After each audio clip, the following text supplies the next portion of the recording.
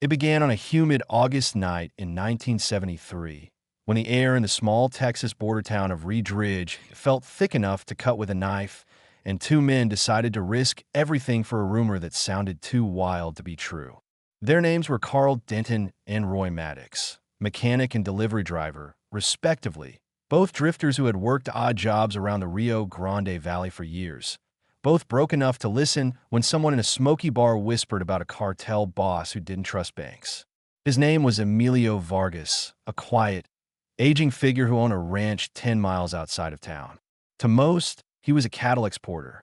To a few, he was the man through whom nearly every shipment of cocaine and cash moved north in the early 70s. According to the rumor, he buried over $2 million behind his house after a deal with his Colombian partners went sour. And for two men who had nothing left to lose, that rumor became a beacon. On August 18, 1973, they parked an old Ford truck half a mile from Vargas's ranch, near a field of mesquite trees. The plan was simple and desperate. Wait until the lights went out, sneak through the back fence, and dig where they thought the stash was buried, behind a weathered barn.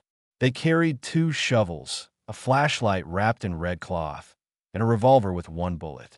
By midnight, the moon had disappeared behind clouds. Roy cut the wire fence. Carl scanned the yard. Dogs barked once, then went quiet. "We're ghosts," Roy whispered. It took them less than 20 minutes to find the spot, a patch of disturbed soil, slightly raised, as if someone had refilled it recently.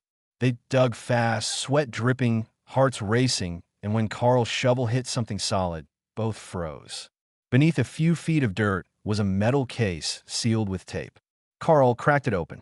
Inside, wrapped in plastic and bound by rubber bands, was more money than either man had ever seen. 2 million, maybe more, Roy muttered, his voice trembling. "We did it." But greed doesn't stay silent. A porch light flicked on near the ranch house. Someone had heard something. Carl grabbed the case. Roy grabbed the gun. They sprinted to the fence as Vargas's guards, 3 men with flashlights and rifles, ran out shouting in Spanish. A shot rang out, hitting the dirt near Roy's feet. Another shattered the truck's rear window. They jumped inside, engine screaming, headlights off, and tore down the dirt road until the sound of gunfire faded into the wind. They didn't stop until dawn, 50 miles away, where they split the cash in an abandoned motel room. "We go separate ways," Carl said. "You head west, I go north. No contact." Roy nodded, still shaking. They promised to disappear. But neither man could have guessed what was coming. The next day, Vargas's men found the empty pit. By week's end, 2 locals who had bragged about knowing something were found dead near the border, execution style. The sheriff's department, afraid to cross Vargas, listed both as robbery victims. No one spoke about the missing money again. Vargas, furious but cautious, hired private investigators to track any trace of the thieves. He never told the police the full story. Too much attention could expose his operations. For months, nothing surfaced. Then in October 1973, a burnt pickup matching Carl's truck was found near El Paso.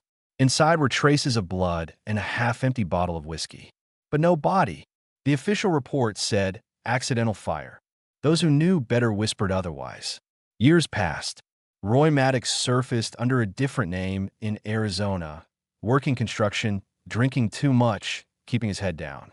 He'd buried his half of the money in small portions across the desert, afraid to use too much at once. Every time someone looked at him too long, he thought of that night, the barking dogs, the dirt, the sound of gunfire.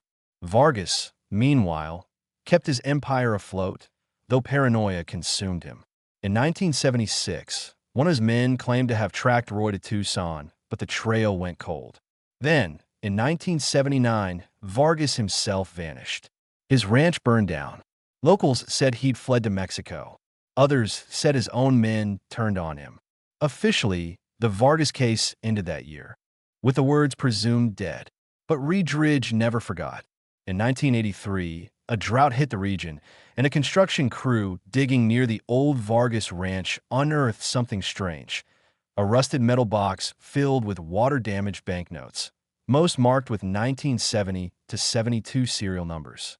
The sheriff at the time, Henry Talbot reopened the file, though few believed anything could be found after a decade. Still, Talbot had a reputation for patience. He was 60 then, a man who'd spent half his life chasing ghosts across the border. Old dirt remembers, he liked to say. He called in a younger investigator, Deputy Wayne Corbett, fresh from training in Austin, who believed in forensics and pattern tracing. Together, they sifted through the old Vargas reports, faded photos, and police memos. That's when they noticed something odd, a receipt dated August 20th, 1973, 2 days after the robbery, issued at a hardware store in Las Cruces, New Mexico. It listed 2 shovels, flashlight, duct tape, paid in cash, signed under a false name, John Lane. The handwriting matched the motel guest book entry from the same week. John Lane was Carl Denton. It was the first real lead in 10 years. Archive note: photocopy of receipt, Hardware Depot, Las Cruces, New Mexico, August 20th, 1973, $19.75, signature, J. Lane. Talbot and Corbett traveled to Las Cruces. The store owner was long gone, but his son still ran the place.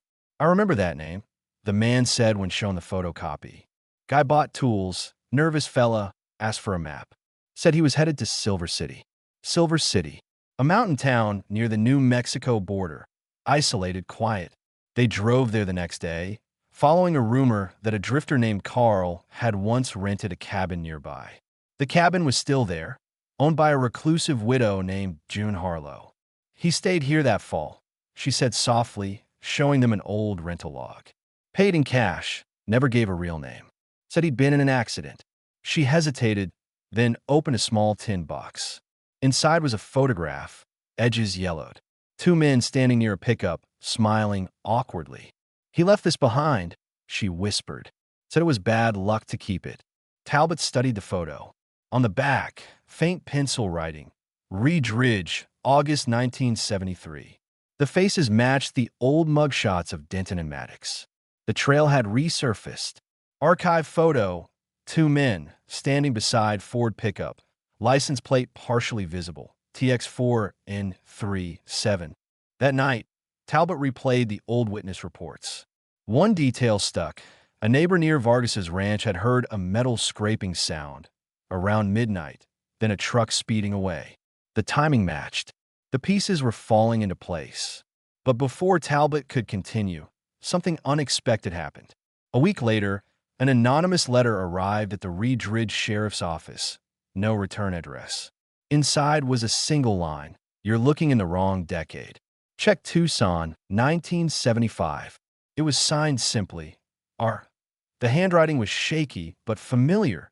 It matched Roy Maddox's old employment forms. "He's alive," Corbett murmured. After all this time, Talbot didn't speak. He just folded the letter and placed it in an evidence bag. Somewhere out there, one of the men who'd stolen Vargas's fortune was still breathing, and he wanted to be found, or at least wanted someone to know. For Talbot, it wasn't about money anymore. It was about what a lie could do when left buried too long. Because in towns like Reed Ridge, nothing truly stays underground.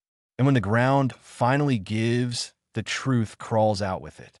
If you want to know what they discovered when they followed that letter to Tucson, subscribe and tell us what city you're watching from. When Talbot and Corbett arrived in Tucson in early March 1983, the desert wind carried with it a taste of dust and gasoline, a reminder that time in the Southwest didn't erase things. It only buried them deeper. They had one lead, the letter signed R, postmarked from a small suburb outside the city. Tucson then was a mix of sunburnt motels, neon diners, and quiet streets where no one asked too many questions. The first place they checked was the post office, tracing the code on the envelope. It came from a drop box near a trailer park called Mesa Vista. "Half the city uses those," the clerk said, chewing on a toothpick. "You'll find more ghosts than people out there." But ghosts were exactly what they were looking for. The Mesa Vista trailer park was a rusted labyrinth of forgotten lives. Corbett knocked on doors, showing an old mugshot of Roy Maddox. Most shrugged or said no. One woman, sunken-eyed and smoking by her porch, looked longer than the rest. "He lived here," she said finally. Called himself Ray Martin. Quiet guy. Left a few weeks ago. When asked where, she pointed toward the mountains. Said he was going home. That night, they checked utility records. Ray Martin had rented a trailer since 1978, paid cash every month, left no forwarding address. But inside, they found something, an old Polaroid photo taped under a drawer. It showed two men, younger, standing in front of a pickup truck. One was Roy, unmistakably. The other was Carl Denton. The same photo June Harlow had shown them in Silver City, but this version had a third man in the background, blurred, wearing a hat. Corbett stared at it for minutes. Vargas, he said quietly. Talbot nodded. Or someone who worked for him. Archive photo. Polaroid, recovered from Mesa Vista trailer. Inscription on back. One more night. They sent the photo to Austin for enhancement. Meanwhile, Corbett interviewed the park owner, who recalled something else. That Martin guy kept a locker in town, one of those storage units off Highway 10. Paid for 10 years in advance. The next morning, they got a warrant and drove there. The manager unlocked a dusty steel door, the air thick with mildew. Inside was an old trunk, several boxes of yellowed papers, and a taped cassette labeled 79. Corbett slid it into a portable player. At first, only static. Then a voice, hoarse, nervous. If you're hearing this, I guess I didn't make it. My name's Roy Maddox. We didn't mean to kill him. Talbot's face went pale. The tape continued, fragmented. Carl said he just wanted the money. But Vargas came home early, gun went off. I ran. I buried my share. Can't sleep since. Transcript excerpt, tape 79, 113. We didn't mean to kill him. The gun went off. Carl said he'd handle it. They replayed it 5 times. The murder Vargas had been presumed a victim of his own cartel, for might have been the result of that 1973 robbery gone wrong.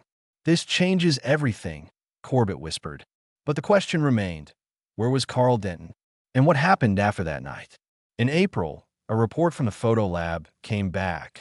The blurred figure in the Polaroid was indeed Vargas. The photo had been taken less than 48 hours before his disappearance, meaning Roy and Carl had not only robbed him, they had returned. Talbot theorized Carl might have tried to retrieve more money or cover tracks. Maybe he confronted Vargas.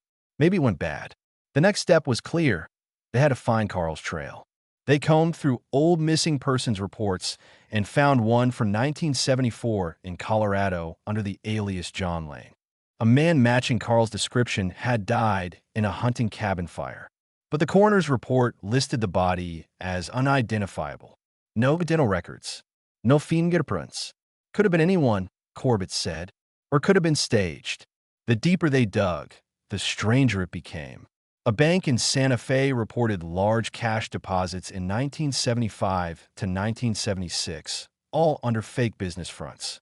Serial numbers matched some of the recovered bills found near Vargas's ranch. The deposits stopped abruptly in 1977. Someone was cleaning the money, Talbot said. Then they vanished. They interviewed former bank employees, one of whom remembered a man with a limp and a southern accent. Always wore gloves, she said. Didn't like to sign anything.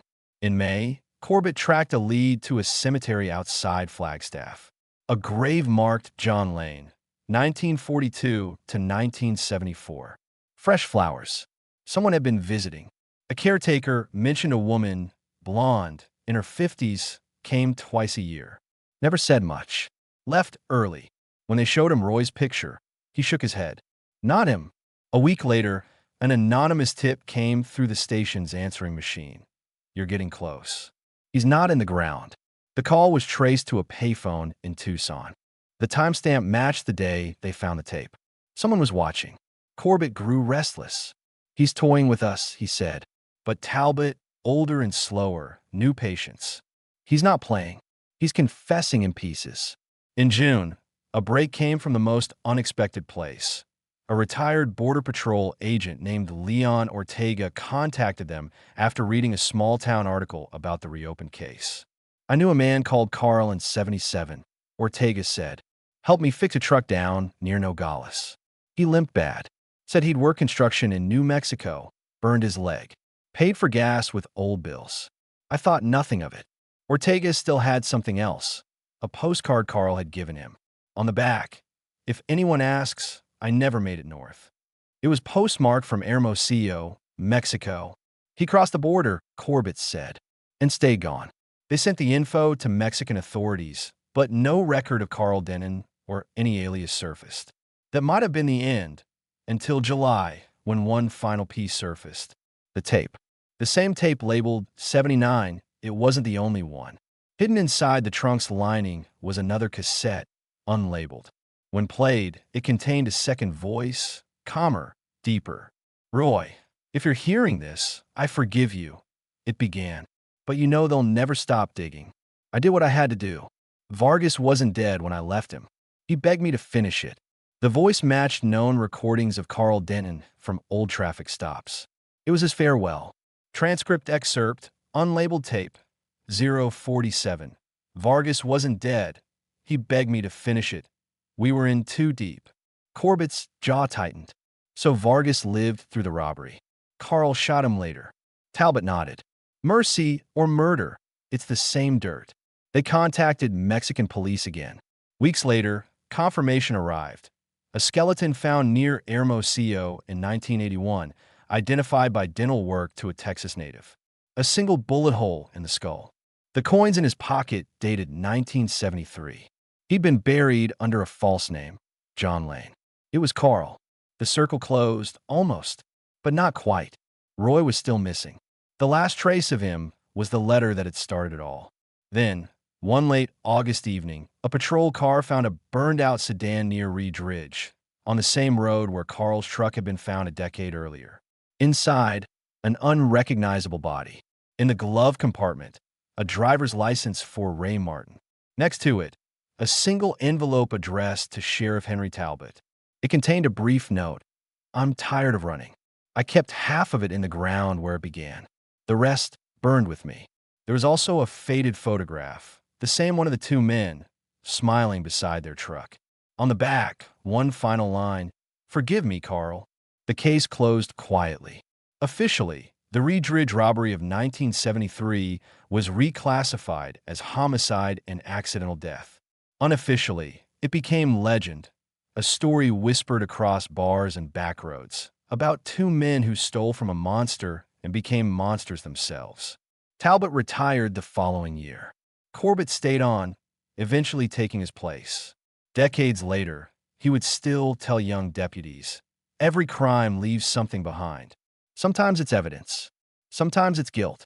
The money, as far as anyone knew, was never found. But in 1985, a boy hiking near the old Vargas ranch discovered a rusted box under a tree root. Inside were stacks of decayed bills, a silver lighter engraved with the initials CD, and a note turned almost to dust. The writing barely legible. "We took it because we were hungry. Now the earth can keep it." Archive item log. Rusted box recovered August 1985. Contents: decomposed currency, engraved lighter, handwritten note fragment. Reed Ridge moved on, but some stories stay in the soil. Locals still say that after a hard rain, the ground near the old ranch smells faintly of oil and paper, a ghost of money that once bought nothing but ruin. And if you drive that stretch of road at night, headlights cutting through the dust, you might still imagine two men sitting in a truck, counting what they thought would save them, unaware it was the beginning of their end. The investigation files now rest in the county archives, labeled simply Vargas Case, 1973 to 1983. At the bottom of the last report, written in Talbot's fading hand, is one line, "Sometimes justice is just the story surviving." What do you think? Was that justice or just fate catching up? Leave your thoughts in the comments below.